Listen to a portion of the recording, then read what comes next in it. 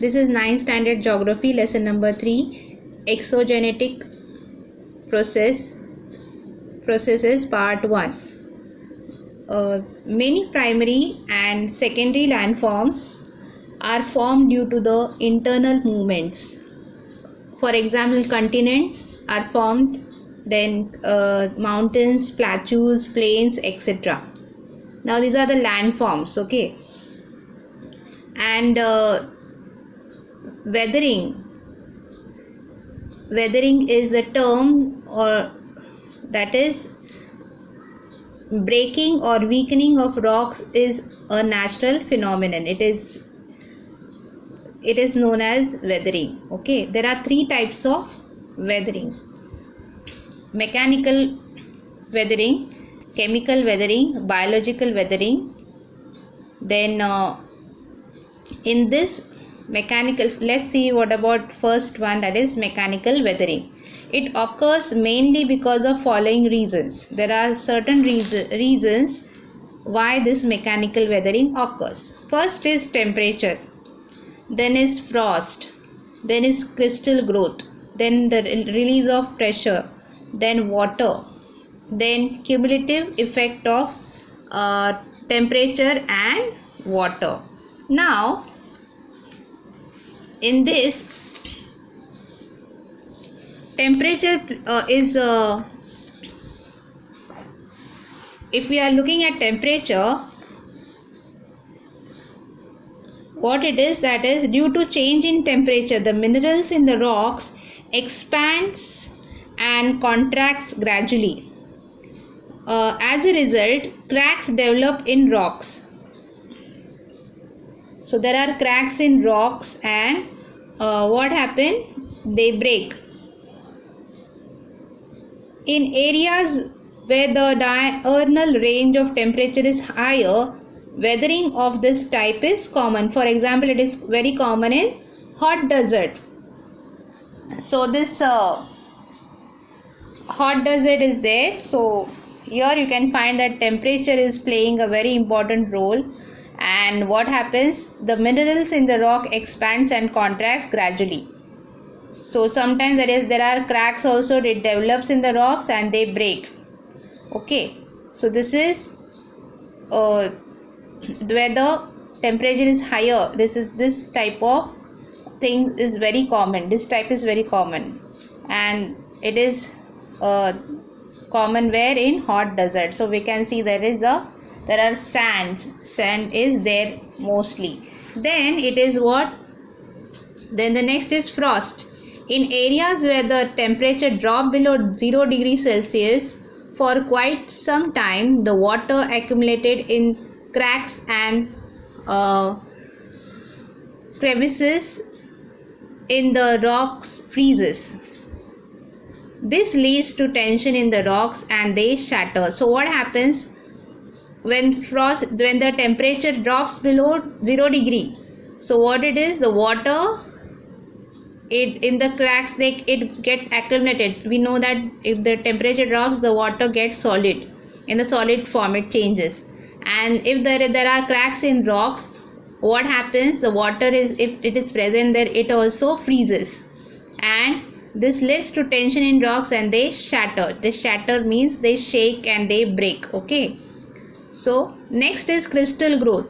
In the alkaline water of sea, the soluble materials in the rocks get dissolved. This leads to formation of small holes in rocks because of heat. Only crystals of alkaline materials remain in the rocks. Gradually, holes are formed in the rocks and rocks look like a honeycomb. So you must have seen some of the rocks if you have went or visited to any seaside or seashore or any beaches. You must have seen there are some of the rocks which do look like a honeycomb, and this honeycomb, the shape occurs because of this, that is the alkaline water of sea. It gets, the soluble material in the rocks get dissolved in this, and this leads to what? Small holes in it, and that's why it looks like a honeycomb. Now next is release of pressure. The outer layer of the rocks exert pressure on the lower layers. When these pressure ceases to exist, the lower or inner layers are freed from the pressure. This also leads to weathering. So the weathering is also caused by the release of pressure on the rocks. Then water. Some areas experience more rainfall than others. In such areas, soaking of rock water also causes granular weathering of some rocks like sandstone and conglomerate. So these are the water also where the rainfall is much more. So in such, what happens, the soaking of rock, it causes granular weathering. Granular means small pieces, gray granules. We call it granular weathering. And rocks like sandstone. Okay. Then there is the last thing that reason is cumulative effect of temperature and water. Sometimes both temperature and water are responsible for weathering. Difference in temperature causes contraction and expansion of minerals in the rocks, and it further leads to widening the joints or cracks in the rocks. Water accumulates in such wide joints and blocks of rocks separate from each other. This is called the block disintegration. So sometimes what happens, both temperature and water are responsible for this weathering, and difference in the temperature cause what, contraction and expansion. Sometimes it get contracted and sometimes the rocks are expanded also, of minerals in the rocks. So there are minerals present in the rocks and it contracts or expands, and it further leads to widening the joints or cracks in the rocks. And what happen, water get accumulated in such wide joints, and it separates the blocks of rock. So this is the one of the reasons. Now the next is about chemical weathering. Water is a universal solvent. It is universal solvent. The solubility increases because the matter has dissolved in water. Then those materials which do not dissolve easily in water dissolve in such solutions as it affects chemical weathering occurs. Now this weathering occurs, the area that receives heavy rainfall, chemical weathering occurs in following ways. So one is carbonation, then solution and oxidation. Now let's see what this means. First of all, we know that solubility increases of water, and then the matter that is it is get dissolved in it. But the matters which do not dissolve in the water, they what happens, they get something reaction is or action takes place, and it makes some changes. So let's see, first is carbonization. Carbonation means carbon dioxide in air gets mixed in rainwater, leading to formation of dilute carbonic acid. So what it turns, it leads to dilute carbonic acid. How it is formed? When carbon dioxide in the air is getting mixed with rainwater, then materials like limestone get easily dissolved in such acids. So in this dilute carbonic acid, which stone is get dissolved easily? Limestone gets very much easily dissolved in it. Then the next reason is there for chemical weathering, solution. Some minerals in the rock get dissolved in water. Limestone is formed due to chemical precipitation between water and alkali. Similarly, because of solution, alkalis in rock dissolve and make them brittle. So this thing happens where that as the rocks get brittle. How it gets brittle? Because of the solution alkalis in rocks, and there is this chemical action taking place, and the rock get dissolved in the water. Next is oxidation. The process of oxidation occurs in rocks which have iron present in them. Due to oxidation, rust is formed on the rocks. So we know that iron, if it is coming in the contact with water, what happens? It get rusted.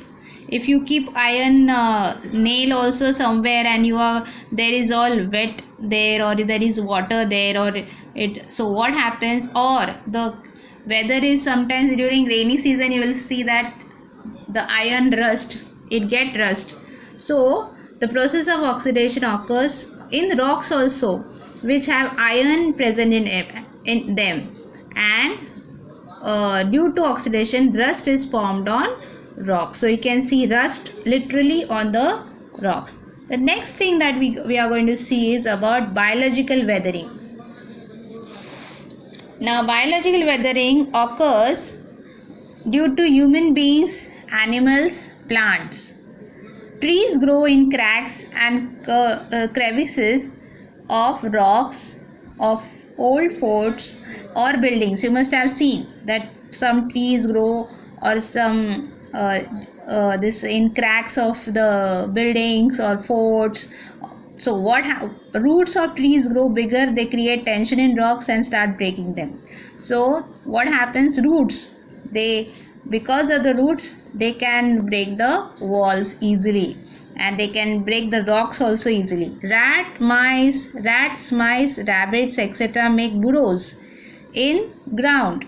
Ants make large ant hills. Because of the activities of these burrowing animals, biological weathering of rocks occurs. So there is a breaking of rocks happening due to animals also, trees roots also.